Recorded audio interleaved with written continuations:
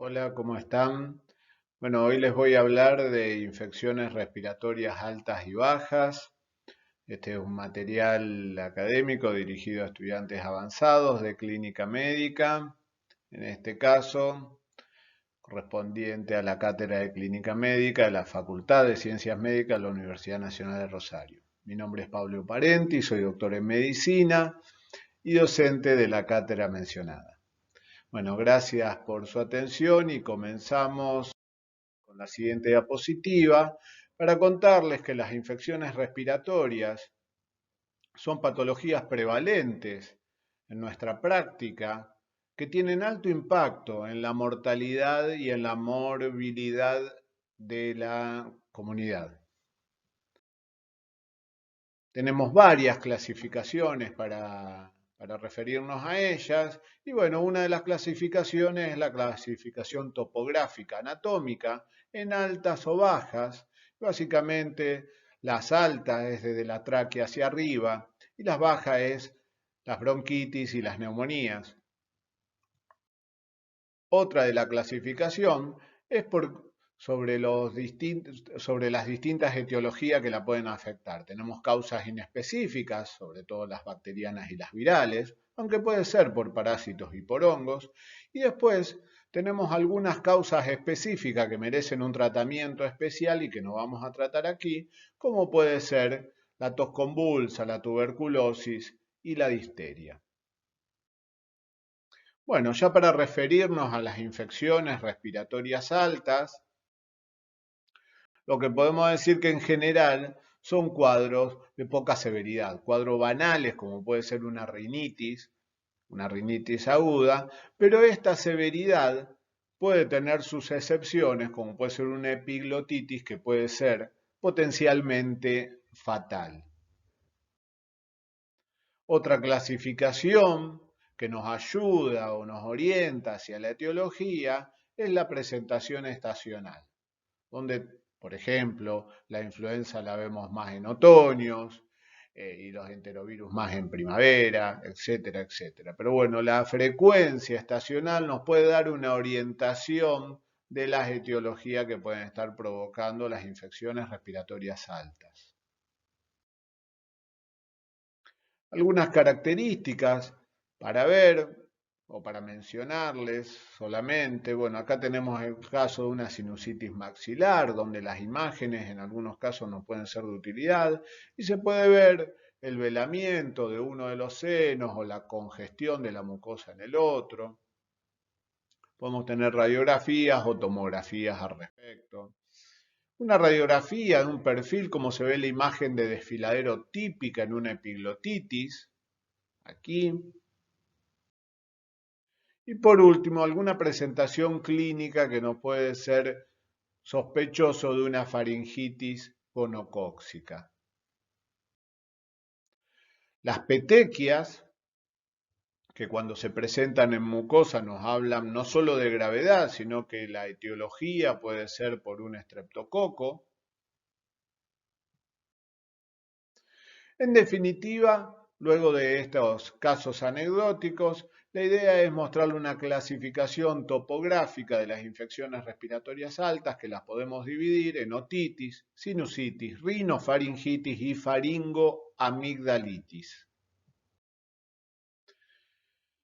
Luego de ver esto, ¿cuál es el objetivo fundamental? Es tratar de distinguir cuáles de todas estas patologías requieren tratamiento antibiótico. Uno de los problemas que tenemos hoy en día es el uso irracional de antibióticos. La mayoría de las etiologías son virales y no requieren de tratamiento antibiótico, pero su presentación clínica es muy similar o tiene muchas características en común con las causas bacterianas y de ahí el uso o el sobreuso de antibióticos. Entonces, repito, uno de los objetivos es tratar de distinguir cuáles requieren de tratamiento antibiótico, o sea, disminuir el empirismo antibiótico al máximo. Entonces vamos a algunas características que nos pueden ayudar al diagnóstico. Cuanto a la nasofaringitis viral, las características que suele provocar un confort general, congestión nasal, secreción nasal profusa, mal aliento y no suelen tener fiebre. En cuanto a la faringitis estreptocóxica, generalmente se da un exudado en las amígdalas, en la faringe, suele presentar fiebre con adenopatías cervicales y no suele haber conjuntivitis o rinorrea. En cuanto a la rinosinusitis, bueno, todo comienza con una congestión, un eritema, un abombamiento en los senos paranasales. Eso puede generar un enfisema regional local y ahí provocar los característicos puntos sinusales positivos tanto a nivel maxilar, esfenoidal o frontal. La laringiotraqueobronquitis, bueno, la nasofaringitis suele preceder a la laringitis y a la traqueitis por algunos días, se caracteriza por dolor al tragar y el síntoma cardinal es la disfonía. En este cuadro pueden ver algunas características que nos ayudan a diferenciar las alergias de las infecciones respiratorias agudas de la influenza. Como ven, muchos síntomas o signos se comparten, pero hay algunas características que nos pueden ayudar. Por ejemplo, los cuadros alérgicos suelen durar semanas, no tienen mialgia y no suelen tener fiebre. Las infecciones respiratorias altas, agudas, suelen durar una semana, suelen ser cuadros leves, y es raro que presenten fiebre y cefalea. Y la influenza se caracteriza también por una semana, pero con compromiso constitucional severo, sobre todo mialgias, debilidad y malestar general.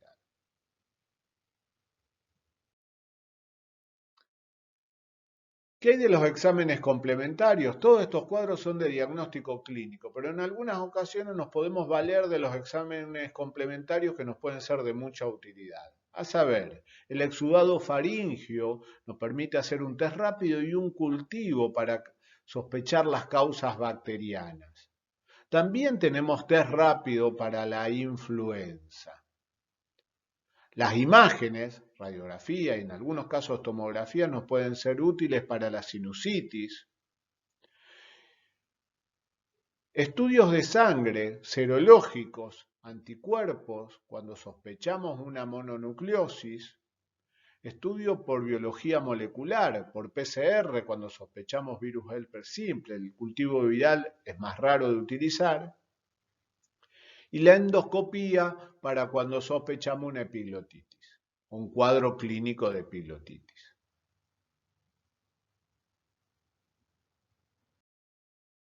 ¿Qué hay en cuanto al tratamiento? Bueno, básicamente el tratamiento es sintomático y debemos seleccionar muy bien aquellos pacientes que requieren antibióticos. En la epiglotitis, ¿cómo es el tratamiento? Bueno, esta es una urgencia, es del cuadro severo de las afecciones respiratorias altas. Es una internación de urgencia y hay que tratar de evitar la intubación. Se le coloca al paciente una máscara de oxígeno, se le monitoriza la frecuencia respiratoria, la oximetría de pulso y se tiene preparado un equipo de intubación. Se sacan cultivos de sangre, hemocultivos, y se comienza tratamiento empírico con cefalosporinas de tercera generación y se hace el sostén hidroelectrolítico, evitando el uso de sedantes. En cuanto a la rinosinusitis nasal, bueno, lo que se hace primero es un tratamiento local tratando de descomprimir la zona. Solución nasal, antihistamínicos, incluso corticoides intranasales. Si los síntomas persisten o son más graves, suponemos ya que hay sobreinfección bacteriana y comenzamos tratamiento antibiótico, siendo de primera elección la amoxicilina clavulánica. Y si hay alergia a esto o está contraindicado la amoxicilina clavulánica, la segunda elección es doxiciclina o quinolonas. Ante un fallo terapéutico esta línea de antibiótico, bueno, ya tenemos que pensar o en anomalías estructurales o en patógenos resistentes o que no sea una causa bacteriana.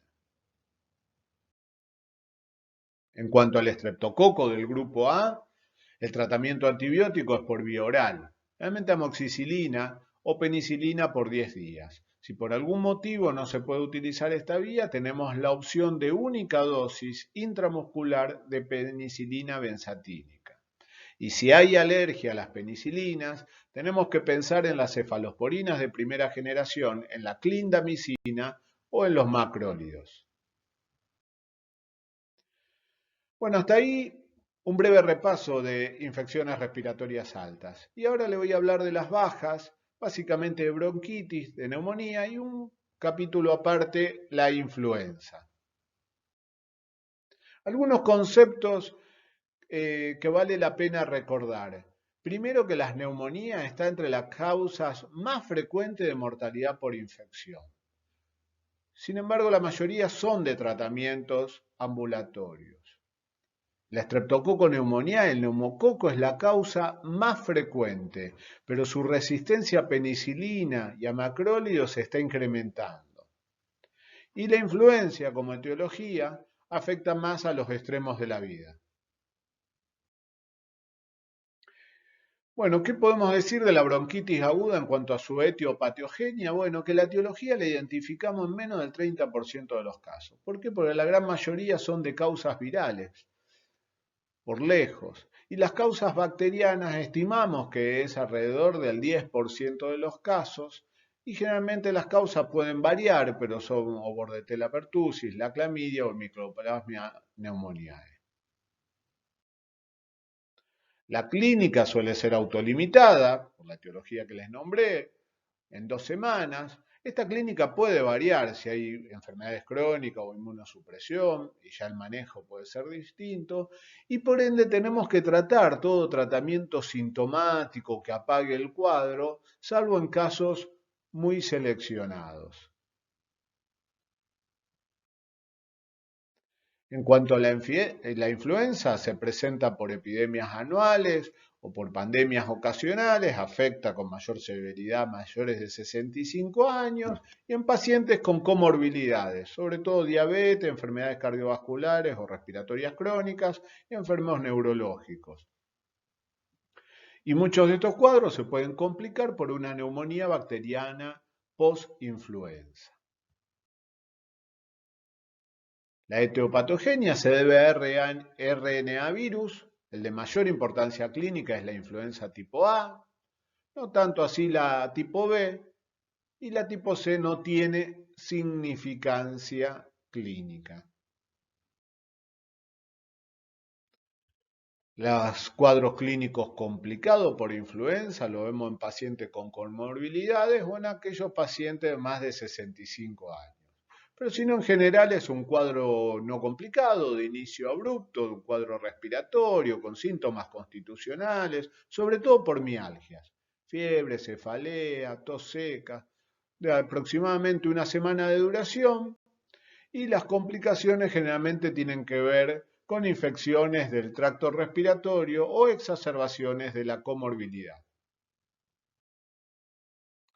El tratamiento, si pudimos hacer un diagnóstico temprano, con un test rápido, es sobre todo con antivirales, pero si lo podemos usar dentro de las primeras 24 horas. ¿Y qué antivirales tenemos? Sobre todo los adamantanes, amantadina y la remantidina, y los inhibidores de la neuroaminidasa como el oseltamivir y otros. En cuanto a la neumonía, la clasificación es donde la adquiere. Si la adquiere en la comunidad, si la adquiere en una internación, o si estuvo en la internación asociada al uso de un respirador. En cuanto a la neumonía de la comunidad, obviamente es de alta prevalencia, su incidencia y severidad es variable y la clínica es heterogénea, pero es causa frecuente de muerte. Los síntomas pueden durar un mes y la convalecencia otro mes. La etiopatogenia Bueno, la causa más frecuente es el neumococo y tiene incremento en la resistencia. Hay gérmenes resistentes como es el estafilococo aureus y preocupa los estafilococo aureus meticilinos resistentes que se están viendo incluso en la comunidad. Las bacterias gram negativas multiresistentes como la Klebsiella pneumoniae y la Pseudomonas aeruginosa, sobre todo en ancianos o en pacientes internados. Y hay un porcentaje que se estima menor a un 10% de organismos multiresistentes. Y bueno, otro porcentaje, más o menos similar, de un 10 a un 20%, pueden ser por infecciones virales o coinfecciones virales bacterianas. En cuanto a las neumonías intranosocomiales, bueno, adquiere relevancia los gérmenes, las bacterias gram negativas, como dijimos, como la Pseudomonas aeruginosa, la Cinetobacter baumannii, las enterobacterias, los Haemophilus influenza, los gram positivos como el Staphylococcus aureus y el Streptococo y el neumococo, incluso hasta un 35%, y bueno, los virus y los aspergillus pueden ser otros gérmenes presentes. Acá lo importante es que cada nosocomio conozca su ecosistema, eh, su ecosistema de los gérmenes que posee. También la etiopatogenia puede variar en determinadas poblaciones, entonces en los pacientes neutropénicos los gram negativos pueden llegar hasta un 70% y las micosis y las infecciones mixtas hasta un 15%. En los pacientes VIH, las bacterias, bueno, siempre el neumococo prevalece, la Haemophilus influenza, y hay que tener en cuenta el Pneumocystis jirovecii cuando los CD4 son menores a 200.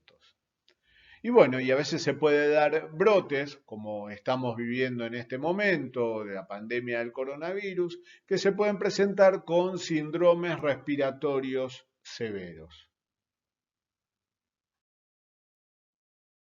En cuanto a la clínica de la neumonía, es un cuadro agudo de tos que tiene, tengan en cuenta esto, signos nuevos en la radiografía, fiebre, que puede ser más de 4 días, la disnea o la taquipnea que tenemos que ver y un nuevo infiltrado en la radiografía. Si hay un fallo terapéutico temprano, se puede presentar con sepsis o con complicaciones cardiovasculares. ¿eh? Por eso el tratamiento antibiótico debe ser temprano y empírico. El temprano tiene incidencia en la mortalidad. Entonces, el tratamiento antibiótico, insisto, tiene que ser temprano y obviamente el apropiado. ¿Y cómo sabemos cuál es el apropiado? Con una buena evaluación clínica y teniendo un conocimiento del lugar donde la adquirió, la severidad y los factores de riesgo. Utilizamos algunos scores para predecir el riesgo de mortalidad, pero como verán, todos esos scores tratan de pasar a números los criterios de nuestra evaluación clínica. La edad, el género, si usa corticoides, si tiene falla multiorgánica, si tiene derrames, si estuvo en internaciones en terapia intensiva o intubado, si tiene otras enfermedades, signos de sepsis o problemas renales crónicos. Después, tiene impacto en la mortalidad si el tratamiento es ineficaz y si la afectación es multilobar. ¿Qué hay de la prevención? Bueno, hay varios aspectos que inciden en la prevención.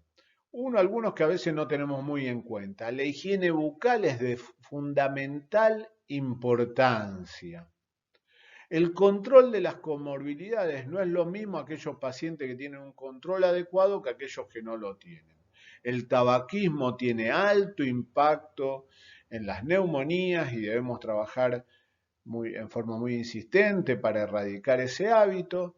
Y las vacunas, herramientas fundamentales a la hora de disminuir la mortalidad, sobre todo las vacunas antineumocóxicas, que hoy tenemos dos, la de 13 y la de 23 serotipos, que no se dan juntas, y la vacuna contra la influenza. Bueno, Algunas recomendaciones en nuestras guías nacionales del tratamiento antibiótico, en definitiva, el tratamiento de elección para personas menores de 65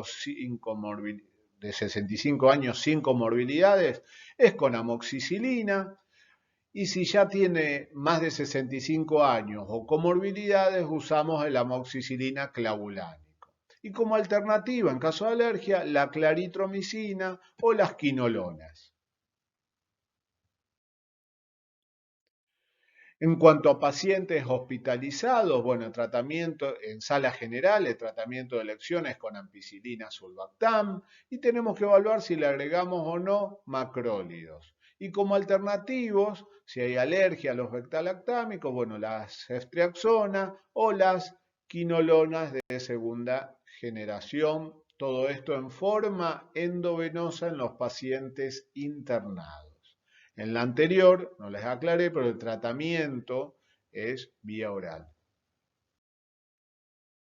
En cuanto a aquellos pacientes con terapia intensiva, bueno, se vuelven a repetir, el tratamiento de elección es el mismo. Ahora, si ya tenemos el mismo que en sala general, pero si ya tenemos riesgo de pseudomonas aeruginosa, ya nuestro tratamiento empírico se modifica y utilizamos opiperacilina tazobactam o cefepime y aquí le agregamos claritromicina. Y si tenemos riesgo de un estafilococo aureus meticilino resistente, a nuestro esquema de elección le vamos a agregar vancomicina o linezolid.